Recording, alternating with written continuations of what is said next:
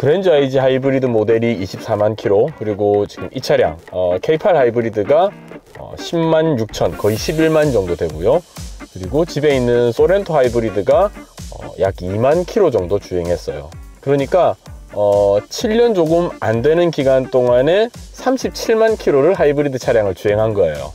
평균적으로 1년에 약 5만 킬로는 살짝 넘는 것 같아요. 렉서스 하이브리드 차량도 좀 몰아봤었고요.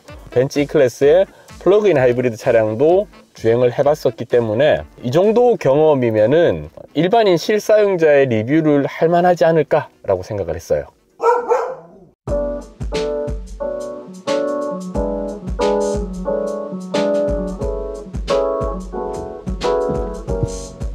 안녕하세요, 요즘아빠입니다. 제 채널에 업로드된 영상들 중에 가장 높은 조회수를 기록하고 있는 건 2022년 여름에 업로드했던 그 그랜저 IG 하이브리드 리뷰 영상이에요. 이게 4년 동안 22만 킬로를 주행한 하이브리드 차량에 대한 리뷰 영상이었는데요. 지금 3년 가까이가 흘렀는데도 지금도 꾸준히 조회수가 올라오고 있는 영상이에요. 그런데 그 사이에 좀 바뀐 게 좀 있어요. 우선 이용하는 차량도 바뀌었고, 그리고 그 사이에 중고로 하이브리드 차량을 한 대 더 구매하기도 했습니다. 꽤나 오랫동안 긴 거리를 주행한 입장에서 리뷰를 만들면 좀 도움이 되지 않을까 생각했어요. 일단 어제 눈이 좀 와서 차가 좀 엉망이라서 아침에 급하게 세차 먼저 좀 하고 그리고 이야기 계속 이어나가도록 하겠습니다. 출발하시죠.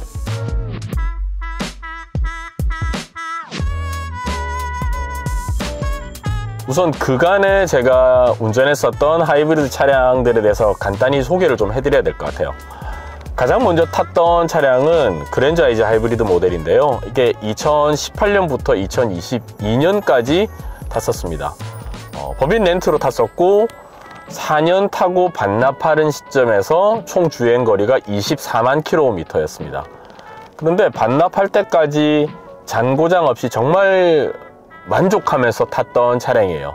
그런데 그때 당시에, 그러니까 2022년 당시에는 하이브리드 차량의 엔진에 대한 신뢰가 좀 많이 부족했기 때문에 20만 킬로 정도 타면 엔진이 퍼진다라고 하는 그런 소문이 있었어요. 확인은 못했는데 약간 겁이 나잖아요. 그래서 차량을 반납하고 새로 차량을 계약해야겠다라고 생각을 했었죠. 타고 다니면서 만족도는 굉장히 괜찮은 편이었어요. 잔고장도 거의 없었고, 물론 그런 건 있었어요. 이게 그 연식이 늘어나고 주행거리가 늘어나면서 고무 소재로 된 그 부속품들이 좀 닳잖아요. 그러다 보니까 약간 잡소리들이 많이 올라온다, 시간이 지나면서 잡소리들이 올라온다라고 하는 건 있었는데, 사실 그런 것도 서비스 센터나 공업사에 가면 쉽게 잡히고 금액도 그렇게 많이 드는 편이 아니기 때문에 굉장히 만족하면서 탔었습니다. 이 차량에 대한 만족도가 높았기 때문에 다음 차량도 하이브리드를 구매해야겠다라고 생각을 했었고요. 그게 이제 2022년 봄에서 여름으로 넘어가던 시기였어요. 다들 기억하실 거예요. 이때 당시에 그 2022년 당시에 전기차에 대한 인기가 굉장했습니다. 그래서 당시 분위기상으로는 마치 한 2-3년 정도 흐르면 도로를 전기차가 덮을 것 같은 약간 그 정도의 유행이었었는데, 그때 당시에 제가 살고 있는 아파트에 전기차 충전 인프라도 좀 부족한 편이었고요. 그리고 제가 운전하는 주행 스타일, 한 번에 장거리를 많이 가는 스타일인 걸 감안했을 때는, 특히나 겨울철 같은 경우는 충전을 하고 아침에 출발했을 때 잘하면 왕복으로 안 될 수도 있겠다, 중간에 한번 충전해야 되는 경우가 생길 수도 있겠다라고 하는 생각을 했어요. 그런 점들을 감안했을 때 역시나 또 하이브리드 차량을 선택하는 게 좋지 않을까라고 생각을 했습니다. 사실 한국에서는 현기차가 욕을 많이 먹는다고 해도 막상 선택지들을 좀 펼쳐놓고 보면 딱히 대안이 없다라고 생각을 했어요. 그래서 최종적으로 선택한 차량이 지금 현재 운행하고 있는 이 차량, K8 하이브리드 차량입니다. 솔직히 K8 하이브리드 차량 처음 인도받고 나서 차량의 외관이나 인테리어 부분은 굉장히 고급스러워서 좋다고 생각을 했었는데, 주행을 하고는 처음에 좀 실망했어요. 엔진이 개입되는 시점에서 차가 좀 굼뜨다고 생각을 했거든요. 이게 숫자에서 비롯된 선입견일 수도 있는데, 그랜저 IG 하이브리드 같은 경우는 2.4L 엔진을 기반으로 하이브리드 시스템이 구축이 되는데, 이 차량 같은 경우는 1.6 터보 엔진을 베이스로 한 하이브리드란 말이에요. 물론 터보이긴 하지만 그래도 다운사이징이 된 거고, 이 정도 차체 크기라면은 1.6 엔진은 좀 작지 않을까라고 하는 선입견이 있었던 것 같아요. 그런 걸 바탕으로 제가 주행을 처음 경험하다 보니까 이전에 몰았던 그랜저 IG 하이브리드보다는 약간 굼뜬 게 아닌가라고 생각을 했었어요. 그런데 여기서 한 가지 생각해 볼게. 모든 조건을 다 만족하는 차량 모델은 없잖아요. 그러니까 뭐 주행 성능도 훌륭하면서 승차감도 좋고 뭐 정숙성도 뛰어나면서 퍼포먼스 뛰어나고 가격도 합리적인 이런 모델을 찾는 건 거의 불가능하잖아요. 그래서 하이브리드 차량을 선택하는 입장에서 어떤 주행 성능이라든지 민첩한 반응성을 기대한다는 것 자체가 제 스스로한테 좀 욕심이 아닌가 생각을 했습니다. 얘도 지금 차량을 인도받고 2년 조금 넘은 기간, 2년 반 정도 됐는데요. 10만 6천, 거의 11만 킬로 주행하면서 잔고장 없이 지금까지 잘 주행하고 있습니다.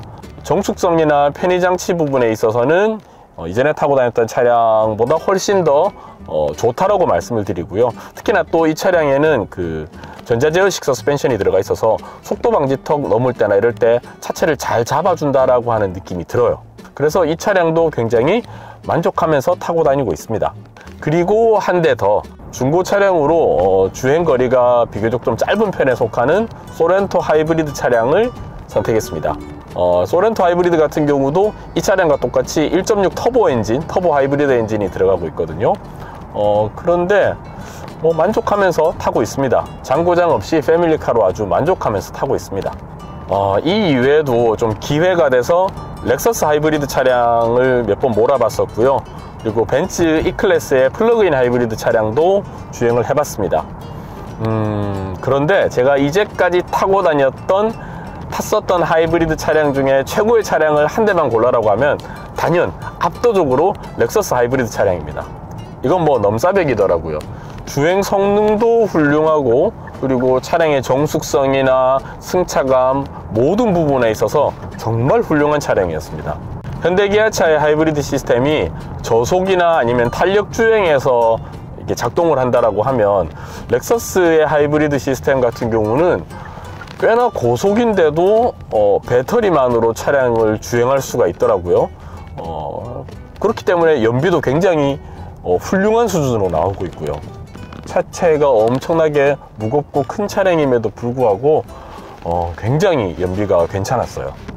이야기를 하다 보니까 어느덧 세차장에 거의 다 왔어요. 그래서 후딱 세차를 하고 이야기를 이어나가도록 할게요.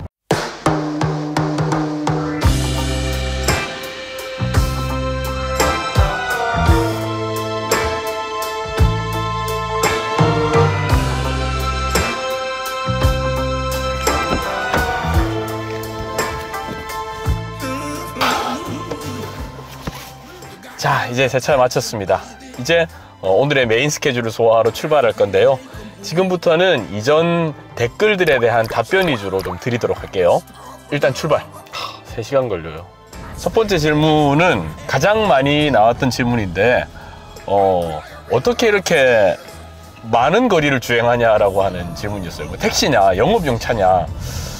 그런데 이건 제가 지금 처한 상황을 좀 설명을 드리면 이야기가 되지 않을까 싶어요. 일단 그 충북 진천에 관리하고 있는 사업장에 사무실이 있어요. 그래서 주중에 최소 한 4번 정도는 충북 진천을 가고요. 그리고 서울도 거의 일주일에 한 번 정도는 가고, 일산도 한 달에 한 번 정도는 갑니다. 일산은 뭐 킨텍스 중심으로 해서 한 달에 한 번 정도는 가는 편이고요. 그리고 강릉에 또 하나의 사업장이 있습니다. 강릉에 사업장이 있고, 강릉 같은 경우는 한 1, 2주에 한 번 정도씩 강릉을 가요. 그리고 사는 곳은 아산이죠. 아산은 그 저하고 이제 아내하고 둘 중에 한 명은 직주 근접을 좀 추구해야겠다. 왜냐면 그래야 그 아이들을 케어할 수가 있기 때문에, 그래서 직주근접 문제 때문에 아내 직장 가까운 아산에 살고 있어요. 그러니까 우리나라 지도를 놓고 보면 저는 충남 아산에서 충북 진천까지 일주일에 최소 한 4번 정도는 운행을 하고요. 그리고 아산에서 진천 찍고 서울을 갈 때도 있고, 아산에서 서울을 갔다가 다시 아산으로 돌아오는 스케줄도 있고, 그리고 한 2주에 한 번 정도는 아산에서 강릉에 갔다가 강릉에서 아산, 아니면 강릉에서 서울 들렀다가 아산, 이렇게 내려올 수가 있거든요. 이걸 거의 매일 돌리다 보니까 꽤나 이제 키로수가 많이 나오는 거죠. 이런 상황이기 때문에 1년에 아무리 못해도 4만은 충분히 찍는 거죠. 이건 기아자동차 어플을 통해서도 아마 확인하실 수 있을 거예요. 실제로 11월에 3,400km, 12월에 3,600km, 뭐 이런 식이죠. 그러니까 고속도로 주행 많고, 그리고 한적한 국도 주행이 많은 저 같은 운전 스타일, 운전 패턴이라고 하면 하이브리드 차량이 굉장히 괜찮은 좋은 선택지죠. 물론 LPG 차량도 생각은 해봤는데 그냥 일반 주유소에서 편하게 주유하면서 타는 데는 하이브리드가 더 낫지 않을까 생각을 했어요. 어쨌든 지금 제 동선 업무 스케줄을 봤을 때는 하이브리드 차량이 괜찮은 최고의 선택이 아닌가 싶어요. 다음은 각종 부품들의 교환 교체 시기에 대한 질문이 굉장히 많았어요. 그런데 이건 어떤 주행 환경이나 조건에 따라서 다 다르다고 생각이 되거든요. 그리고 또 뽑기의 영역일 수도 있고요. 그래서 그냥 단순 참고용으로만 들어주세요. 저는 이렇게 부품들을 점검받고 교환합니다 라고 하는 거 말씀드릴 테니까 그냥 참고용으로만 들어주세요. 먼저 엔진오일. 엔진오일 점검 같은 경우는 저는 제조사 매뉴얼을 준수합니다. 1만 킬로, 10,000km 기준으로 해서 엔진오일을 체크를 하고요. 그렇다고 딱 10,000km마다 하진 않고요. 10,000km 살짝 넘어요. 11,000, 12,000 뭐 이런 기준으로 했을 때 엔진오일 체크를 좀 하는 편이고요. 이전에 탔었던 그랜저 IG 하이브리드 같은 경우는 15,000 기준으로 점검받고 보충하고 뭐 이렇게 했었거든요. 그런데 20만 킬로 넘게 타면서 엔진 구동 계열에 뭔가 이상이 있거나 했던 적은 없었어요. 이게 뭐 뽑기를 잘해서 그런 걸 수도 있는데, 아무튼 저 같은 경우는 엔진 오일은 10,000km 기준으로 해서 점검 받습니다. 다음은 하이브리드 구동 벨트. 사실 저는 이 기계치라서 차량의 어떤 들어가는 부속품에 대해서 잘 모르거든요. 전적으로 정비에 의존하는 성향인데, 하이브리드 구동 벨트도 엔진오일 점검 받을 때마다 이제 좀 체크를 해달라고 해요. 그런데 그때마다 사실 이상 없다는 얘기를 듣고요. 실제로 이전에 탔었던 그랜저 IG 하이브리드 차량 같은 경우는 거의 이제 차량 반납할 시점 다 돼갔을 때, 그러니까 만 4년을 주행하고 나서 이 구동 벨트를 한번 교체했었던 것 같아요. 그러니까 저 같은 경우는 엔진 오일을 점검받는 대충 한 3-4개월마다 한 번씩 점검을 받으니까 그 간격으로 구동 벨트도 한번 살펴봐 주세요 라고 물어보기 때문에 뭐 그 사이에 3-4개월 사이에 뭔가 엔진에 심각한 결함이 일어날 가능성은 거의 없다고 보고, 그래서 큰 문제 없이 구동 벨트 크게 신경 안 쓰고 운행을 했습니다. 다음은 차량 변속기 오일. 이건 지금까지 하이브리드 차량을 운행하면서 차량 변속기 오일을 교체한 적은 없습니다. 좀 찜찜하긴 한데, 제가 차 알못이니까 차에 대해서 잘 모르기 때문에 좀 찜찜하긴 한데, 일단 제조사 쪽의 매뉴얼에 보면 자동 변속기 오일 같은 경우는 무점검 무교체라고 적혀 있어요. 그래서 이제 일단 그거 믿고 안 하고 있는데, 저는 이렇게 생각해요. 차량 제조사 측에서 매뉴얼을 만들 때는 최대한 좀 보수적인 상황, 그러니까 고장이나 사고가 발생할 수 있다라고 하는 가정하에 내용들을 만든다라고 생각하는데, 제조사 측에서 만든 매뉴얼에 당당하게 무점검 무교체라고 적을 정도면 저도 이 부분 때문에 뭔가 차량에 심각한 문제가 발생하지는 않을 것 같다라고 생각을 했던 거죠. 그래서 지금까지 그 자동 변속기 오일은 교체를 한 적이 없습니다. 초반에는 좀 걱정이 돼서 점검 받으러 갈 때마다 좀 물어보기도 했었거든요. 그 변속기 오일 교체해야 되느냐고. 그런데 그때마다 답이 똑같아요. 이 모델 같은 경우는 교체하실 필요 없다 라고 하는 답을 들었습니다. 다음은 브레이크 오일과 브레이크 패드. 브레이크 오일 같은 경우는 대충 한 5만 정도 타면은 점검받고 교체했던 것 같아요. 브레이크 패드 같은 경우는 이게 제 운전 스타일 때문에 그럴 수도 있고 어쨌든 그런데 하이브리드 차량 같은 경우는 그 회생 제동 시스템을 작동시키기 때문에 브레이크 패드의 마모가 그 일반 내연기관 차량보다는 좀 덜한 걸로 알고 있어요. 그래서 몇 개 좀 자료를 찾아봤는데 뭐 하이브리드 차량을 기준으로 했을 때는 가다서다를 그나마 많이 하는 환경이라고 하면, 가다서다를 좀 많이 하는 주행 환경이라고 하면 20만 킬로 정도의 점검받고 교체를 해야 된다. 그런데 그게 아니고 고속도로 주행 위주면은 그 이상도 끄떡없다라고 하더라고요. 일단 저는 타이어 쪽 점검 받으러 갈 때마다 브레이크 패드는 일단 한번 살펴봐 달라고 하는데 그때마다 뭐 아직 충분하다는 말을 많이 들었어요. 이건 뭐 지극히 개인적인 경험이니까 그냥 감안해서 참고만 해주세요. 다음은 각종 필터들. 에어컨 필터 같은 경우는 엔진오일 점검 받을 때마다 그냥 교체해 주고요. 연료 필터와 점화 플러그 같은 경우는 기준은 5만 킬로입니다. 그러니까 제가 정비를 받고 점검을 받는 차량의 정비 받고 점검 받는 기준은 10,000킬로와 5만 킬로 이렇게 그냥 두 개밖에 없어요. 그냥 두 개 받으러 갈 때마다 좀 찝찝한 것들 다 봐주세요 라고 하는 편이고, 그러면 대부분 보면 뭐 더 타실 수도 있겠다, 어느 시점에서 교체 받으셔야 된다, 뭐 이런 답변 주시더라고요. 그냥 그거 믿고 거기 따라서 그냥 뭐 점검 받고 있습니다. 다음은 배터리의 성능 저하를 체감할 수 있느냐라고 하는 질문도 많았어요. 근데 솔직히 이게 배터리 성능이 떨어졌다라고 하는 거를 체감하지는 못했어요. 주행거리가 좀 길었었던 그랜저 IZ 하이브리드 같은 경우도 24만 킬로 주행을 하면서 처음 인도받았을 때 대비했을 때 뭔가 연비가 확 나빠졌다거나 아니면 배터리가 아무래도 좀 많이 성능이 떨어졌다라고 하는 걸 체감할 정도는 아니었어요. 이게 그 스마트폰을 생각하면은 우리 보통 스마트폰 같은 경우는 2년 정도 사용하면은 배터리 타임이 확 줄어들잖아요. 그런데 이 하이브리드 차량 같은 경우는 배터리가 그 정도로 체감할 수 있을 정도로 막 떨어진다라고 느껴지진 않았어요. 만약에 이제 배터리 성능이 많이 떨어진다라고 하면 그만큼 엔진 개입하는 횟수가 늘어나야 되잖아요. 그러면 엔진이 많이 구동될수록 연비가 떨어져야 되는데 연비에 있어서의 차이는 거의 없었거든요. 그랜저 IZ 같은 경우도 처음 인도받았을 때부터 4년 후에 반납할 때까지 계속 뭐 한 16.8에서 17.2 사이 왔다 갔다 했었고요. 이 차량 지금 11만 킬로 달리고 있는 K8 하이브리드 같은 경우도 계속 17에서 18 정도의 연비 왔다 갔다 하고 있어요. 지금도 17 나오고 있거든요. 당장 지난달에 10만 킬로 주행 넘겨가지고 이것저것 좀 점검을 받으러 갔었는데 그때 이 영상 준비하는 과정에서 배터리 성능에 대한 부분 좀 물어봤었거든요. 좀 체크를 해달라고. 그런데 뭐 출고 당시와 큰 차이가 없다라고 하는 답변을 받았습니다.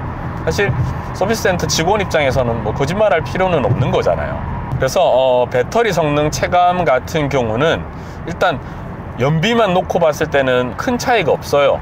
이게 제가 뽑기를 잘해서 그런 건지 아니면 제가 하는 그 주행 스타일 아니면 운전 어떤 패턴이 배터리에 크게 무리를 주지 않는 그런 패턴이라서 그런 건지 아니면 제조사가 잘 만든 건지 모르겠어요. 뭐 어쨌든 문제 없으면 그만이죠. 다음 마지막 이거는 악플 다시는 분들이 이 차량들의 엔진에 대한 부분을 많이 언급하시더라고요. 사실 그랜저 IZ 하이브리드부터 뭐 소렌토, K8 하이브리드 모든 차들이 다 엔진 관련된 이슈가 좀 있었던 차들이잖아요. 그랜저 IZ 하이브리드 같은 경우는 2.4L 그 세타 엔진, 근데 세타 엔진 같은 경우는 누유로 악명이 높았죠. 그 엔진 바탕으로 하이브리드를 만든 거고 이 차량과 소렌토에 들어간 1.6 터보 하이브리드 엔진 같은 경우는 그 엔진 오일 증가 이슈가 있었잖아요. 그런데 이 두 엔진을 사용하고 있는 이 세 차량을 다 계약하고 인도받았던 시점은 그 엔진 관련 이슈들이 터지고 나서 조금 시간차가 지난 후였어요. 그래서 그런지 크게 일단 문제가 없었고, 그리고 제조사 측에서 뭐 리콜이라든지 아니면 뭐 무상 교환 뭐 이런 것들 안내가 오면 바로바로 가서 받았었거든요. 그래서 뭐 1.6 터보 하이브리드 같은 경우는 ECU 업데이트 받으면 괜찮아진다라고 하는 얘기가 있어가지고 실제로 업데이트를 받고 나서 엔진오일 체크를 실제로 좀 찜찜해서 해봤는데 제가 타고 다니는 차량들 같은 경우는 엔진오일이 증가하는 문제는 발생하지 않았고요. 당연히 이 세 차종 다 주행을 하면서 뭐 엔진 개통에 문제가 발생했던 적은 없었습니다. 고속도로에 들어왔으니까 조금 집중해서 운전하고 나중에 도착해서 나머지 부분도 말씀드릴게요.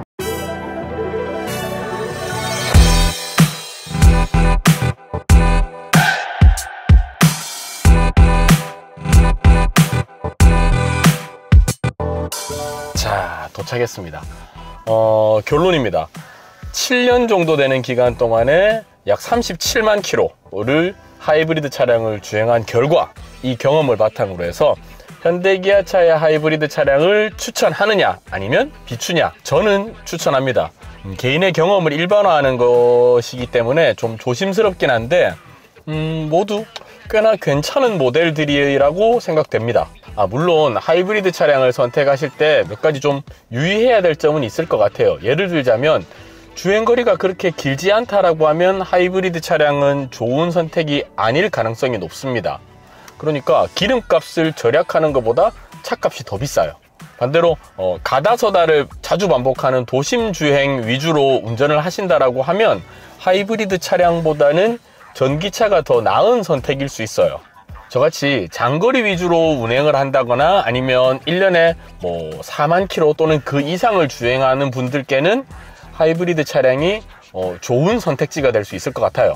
그리고 저같이 차량에 대해서 잘 모르는 분들 같은 경우는 할 수 없어요. 어쨌든 그 점검해 주시는 정비사님의 말씀을 믿고 신뢰하고 따르는 것 밖에는 이게 뭐 그렇게 크게 막 호구가 된다라고 하는 느낌은 또 들지 않더라고요. 그래서 마지막 질문입니다. 많은 분들이 하셨던 질문이에요. 그래서 다음 차량도 또 하이브리드 차량을 선택할 것이냐? 사실 제 생각에는요,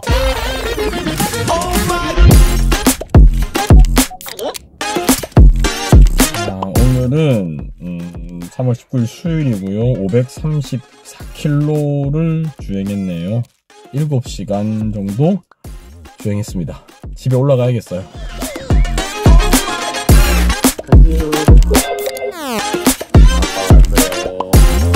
가자.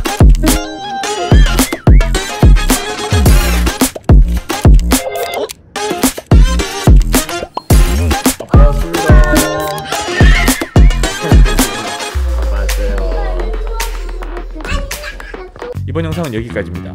이 채널은 일, 육아, 자기개발 어느 것 하나 놓치기 싫어하는 요즘 아빠들의 관심사를 다루는 채널입니다. 이번 영상 유익했다면 좋아요 부탁드리고요. 앞으로도 요즘 아빠의 생활 모습을 함께 공유하고픈 분들은 구독 부탁드리겠습니다. 저는 또 다음 영상에서 인사드릴게요. 안녕히 계세요.